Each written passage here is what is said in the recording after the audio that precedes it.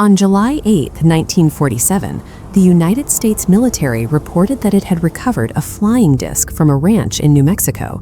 The announcement quickly spread through newspapers across the country, but within a day, the story suddenly changed. Officials now claimed the object was nothing more than a weather balloon, leaving many people wondering what had really been discovered in the desert near Roswell. Some witnesses insist that the debris was unlike anything made on Earth, while others claimed that small, non-human bodies were recovered from the crash site. So what exactly crashed near Roswell? And why did the official explanation change so quickly? And could it really be true that alien bodies were discovered in the desert that day? Tonight, we examine one of the most debated mysteries of the 20th century, the Roswell Incident. During the summer of 1947, a rancher named Mac Brazel discovered something unusual while checking his sheep pasture near Corona in New Mexico. Scattered across the ground was a wide field of debris.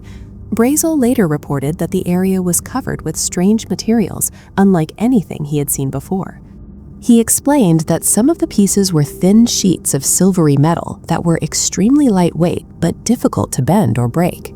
Some fragments looked almost like ordinary foil, yet they were far stronger than any metal he had encountered. Other pieces appeared to be small structural beams, some marked with unusual symbols or patterns that resembled hieroglyphs. The debris field stretched across a large section of land, suggesting that whatever had fallen from the sky had broken apart before reaching the ground. Unsure what he had found, Brazel reported the discovery to local authorities. The information quickly reached officers at the nearby Roswell Army Airfield, the military base responsible for the region. Soon after, military personnel arrived at the ranch and began collecting the material. Soldiers gathered the debris, loaded it into trucks, and transported it back to the base for further examination. Not long after the discovery, the base's public information officer issued a surprising statement to the press, announcing that the military had recovered what was described as a flying disc. Newspapers quickly spread the story across the country. However, the announcement did not last long. By the following day, the military released a new explanation, stating that the object was not a flying disc after all, but simply the remains of a weather balloon.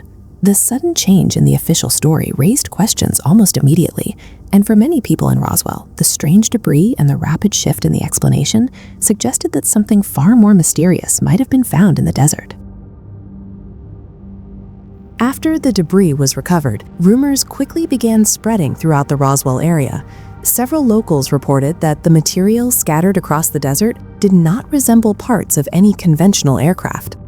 According to their descriptions, the debris included thin metallic sheets, rubber-like materials, and lightweight structural pieces that behaved in unusual ways when handled. In the years that followed, additional accounts emerged from individuals who claimed to have been connected to the recovery operation.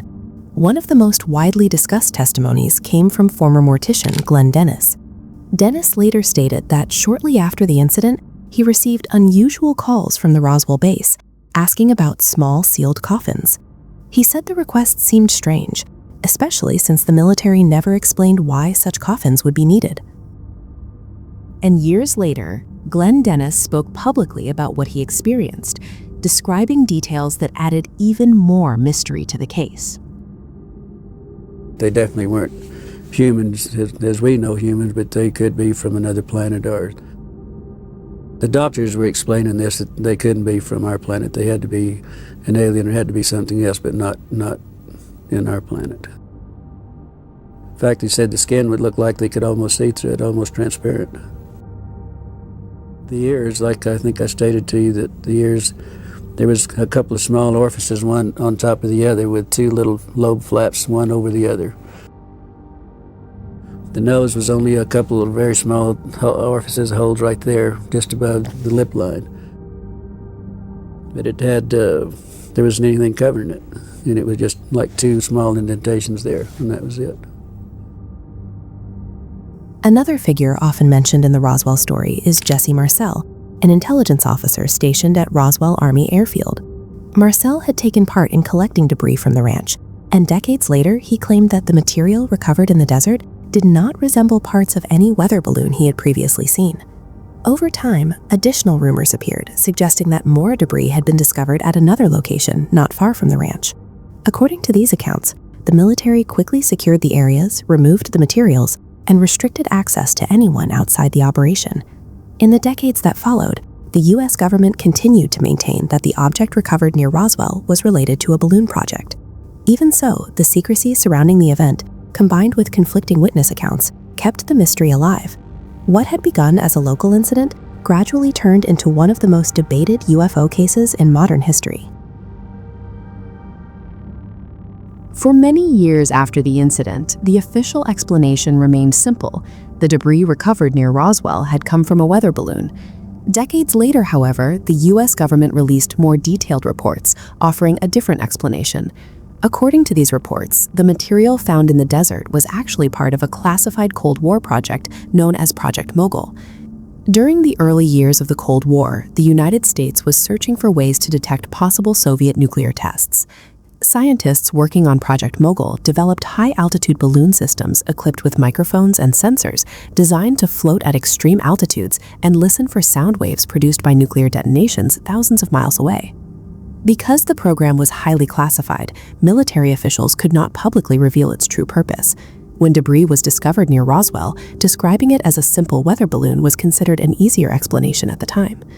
Supporters of this theory argue that the strange materials described by witnesses, thin metallic foil, rubber components, and lightweight structural frames, could match parts of these experimental balloon systems. Critics, however, remain skeptical. Some researchers point out that several witnesses insisted the debris did not behave like ordinary materials, while others question why the military initially announced the recovery of a flying disc before quickly changing the story. These contradictions helped keep the Roswell mystery alive. As the decades passed, books, documentaries, and investigators continued to revisit the case in search of new clues. Rather than fading into history, the incident gradually grew into one of the most famous mysteries involving unidentified flying objects. Over time, the Roswell incident evolved from a local news story into one of the most famous mysteries of the modern era. Researchers, journalists, and investigators spent decades examining the case. Books were written, documentaries were produced, and the debate about what really happened in the New Mexico desert continued to grow. Roswell itself eventually became closely associated with the UFO phenomenon. Today, thousands of visitors travel to the town each year to explore the story at places like the International UFO Museum and Research Center, where exhibits present different perspectives on the incident and the events that unfolded in 1947. The case also helped shape the broader conversation about unidentified flying objects. Long before modern discussions about unidentified aerial phenomena, Roswell had already become a symbol of unanswered questions in the sky. Despite government explanations and decades of investigation, the debate remains unresolved. Some believe the incident was simply a misunderstood military experiment connected to Cold War technology, while others remain convinced that something far more unusual crashed in the desert. More than 70 years later, the Roswell incident still raises the same question. What really happened out there? And if something extraordinary was discovered, would the public ever be told the full truth? If you enjoyed this video, please don't forget to like and subscribe to the channel. Your support really helps the channel grow and allows us to keep bringing you more fascinating stories.